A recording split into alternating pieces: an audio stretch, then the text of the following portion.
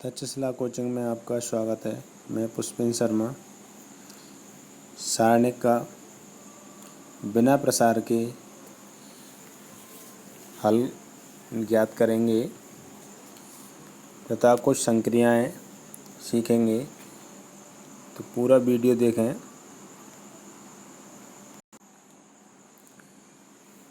बिना प्रसार के हमें सारणिक शून्य के बराबर सिद्ध करना है। तो हमने सारणिक के नियम पढ़े थे, गुणधर्म पढ़े थे, उनके अनुसार हमें ये सीधे मान ज्ञात करना है। तो मैंने आपको बताया LHS हमने इसका लिया, ये पहली वाली रो है, ये दूसरी रो है, ये तीसरी रो है, और ये कॉलम होते हैं, पहले दूसरा तीसरा स्तंभ होता है। तो इसमें हमें एक कोशिश करनी है कि कोई भी दो स्तंभ या दो पंक्ति समान हो जाएं, या कोई एक स्तंभ या पंक्ति शून्य हो जाए, तो उसका मान हमें शून्य प्राप्त हो जाएगा। तो इसके लिए हमने क्या किया कि C2 वाले जो दूसरी वाले स्तंभ में से हम पहले वाले स्तंभ को घटा देते हैं। तो कौन सा मान बदलेगा आपका? 2 वाला, जिसमें हम संक्रिया लगा रहे हैं वो बदलेगा। जो माइनस जिसको कर रहे हैं वो वाले लाइन हमारी नहीं बदलती है, अर्थात C1 आपका नहीं बदलेगा। C1 वैसे की वैसे लिख दिया। C2 को हम बदलेंगे तो 2 में से 1 घटाएंगे, संगत अवयव घटते हैं। 2 में से 1 घटेगा, 5 में से 4 घटेंगे, 8 में से 7 घटेगा। तो 2 में से 1 गया तो 1, 5 में से 4 गया तो 1, 8 में से 7 गया तो 1। इसी प्रकार C3 में से C2 घटेगा, तो 3 में से 1 घटेगा, 2 घटेगा तो 1 बचा। 6 में से 5 घटेगा तो 1 बचेगा। 9 में से 8 घटेगा तो 1 बचेगा। तो हम यहाँ क्या देख रहे हैं कि जे वाले स्तंभ और जे वाला स्तंभ हमारा समान है। समान होने के कारण हमारे सारणिक का मान शून्य हो जाएगा। लिख देंगे यहाँ पर हमारे दो C1 C2 स्तंभ समान है। इसी प्रकार दूसरा सवाल है, इसकी संख्या थोड़ी बड़ी है, तो इसमें भी हम कोशिश करेंगे कि कोई दो स्तंभ या पंक्ति समान हो जाएं। तो हम C1 में से बड़े में से छोटा घटाने का प्रयास करेंगे एक सा बनाने के लिए। तो C1 में से हम ये C3 वाली लाइन को घटाएंगे, तो बदलेगा कौन? 1 वाला C1 बदलेगा आपका। तो 23 में से 11 घटेगा तो 12, 36 में से 26 घटेगा तो 10, 63 में से 37 घटेगा तो 26। 1 वाले में से ये C3 वाला घटा दिया और सभी मान वैसे वैसे आ जाएंगे। तो हम देख रहे हैं कि ये हमारे दोनों स्तंभ समान है, 12 12, 10 10, 26 26। तो C1 C2 स्तंभ समान है, तो हमारे दिए गए सारणिक का मान शून्य होगा। अब ये सवाल दिया गया है, इसे हमें शून्य के बराबर सिद्ध करना है। तो हमने इसका LHS ले लिया, तो इसके अंदर A का गुणा कर दिया, B का कर दिया, C का कर दिया, तो ये हमें प्राप्त हो गया। ये दोनों को हमने वैसे के वैसा उतार दिया।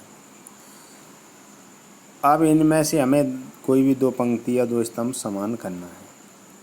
तो हम क्या करें कि इस C3 में, ये वाला स्तंभ C3 है, इसमें C2 वाले स्तंभ को जोड़ दें। तो AB और ये BC आगे जुड़ जाएगा और प्लस AC। तो AB AC BC ये जुड़ गए। ऐसे ये CAB इसमें आकर के जुड़ेगा और AB भी यहाँ जुड़ जाएगा। तो बदलेगा कौन? C3 वाला। तो C3 वाले में आकर के ये जुड़ गए। चूँकि इसमें से ये तीनों मान AB BC AC ये सभी समान है, तो ये पूरे वाले स्तंभ में से हम बाहर कॉमन ले लेंगे, AB plus AC plus BC। क्रम से भी लिख सकते हो, AB plus BC plus CA। तो ये कॉमन आ गए, तो इनकी जगह पे 1 1 1 बच जाएगा और ये सभी समान आ जाएंगे। इसमें कॉमन किसी एक स्तंभ या पंक्ति में से लेते हैं, आव्यूह की तरह सभी अवयवों में से नहीं लेते, ये आपको याद रखना है। तो ये वाला स्तंभ C3 वाला स्तंभ और C1 वाला स्तंभ हमारे क्या हो गए, समान। समान होने के कारण ये सारणिक का मान शून्य, शून्य का इससे गुणा करेंगे तो शून्य हो जाएगा। ये हमारा RHS आ गया। तो हमें ये ध्यान रख कि सारणिक की पंक्तियाँ स्तंभ समान होने पर शून्य हो जाता है। अभी इसी प्रकार की एक समस्या दी गई है। LHS हमने ले लिया।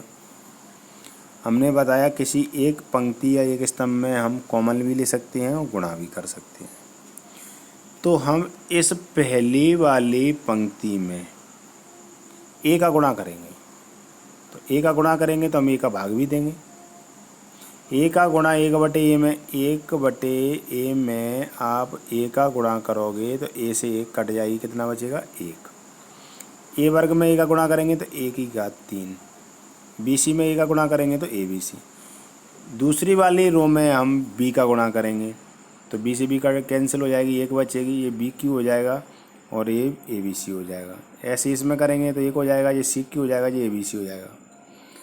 तो ABC का हमने सारणिक के अंदर गुणा किया तो बाहर भी हमें ABC का भाग करना होगा।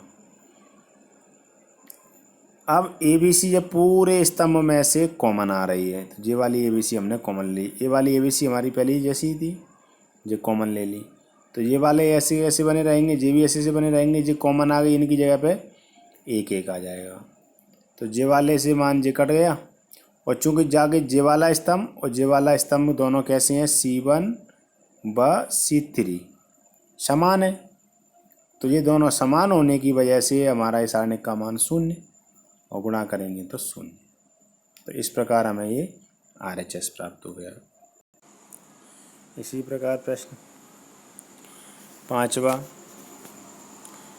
इसे 0 के बराबर सिद्ध करना है। तो LHS लिया हमने, इस स्तंभ में से कॉमन ले लिया। इसमें से B कॉमन आ रहा है, इसमें से A कॉमन आ रहा है, इसमें से C कॉमन आ रहा है, जी लिख लिए। इसमें से कुछ कॉमन नहीं आ रहा है, ऐसे ऐसे उतार दिए। इसमें से C, इसमें से B, इसमें से A कॉमन ले लिए। अब पूरे स्तंभ में से AB, BA, B minus A सभी में से कॉमन बाहर आ गई, और इस लास्ट वाले स्तंभ में से भी B माइनस A बाहर आ गई। तो क्या बची आपकी, BAC इस बच गई, ये वाला जैसे जाता दिया, और इसमें से CBA बचा। अब हमें 2 स्तंभ समान करने हैं, इसलिए क्या करना है, जो C2 वाले में ये C3 वाले को आप प्लस कर दीजिए। तो ये C इस वाले में जुड़ेगा तो प्लस का C और माइनस का C कैंसिल हो जाएगा, क्या बचेगा, B से ये B कट जाएगा जोड़ने पर, माइनस प्लस का तो A बचा, और ये A से कट जाएगा, क्या बचेगा, C। तो यहाँ पे हम देखेंगे जे हमारे दोनों स्तंभ समान हो गए, C1 और C2 समान होने के कारण इसका मान सारणिक का यहाँ शून्य, इसका इससे गुणा करेंगे तो ये शून्य हो जाएगा। और ये दोनों कोष्ठक समान थे इसलिए हमने इसको वर्ग लिख दिया। नहीं भी लिखेंगे तो भी बाद में जाकर के 0 से गुणा करने पर शून्य हो जाएगा।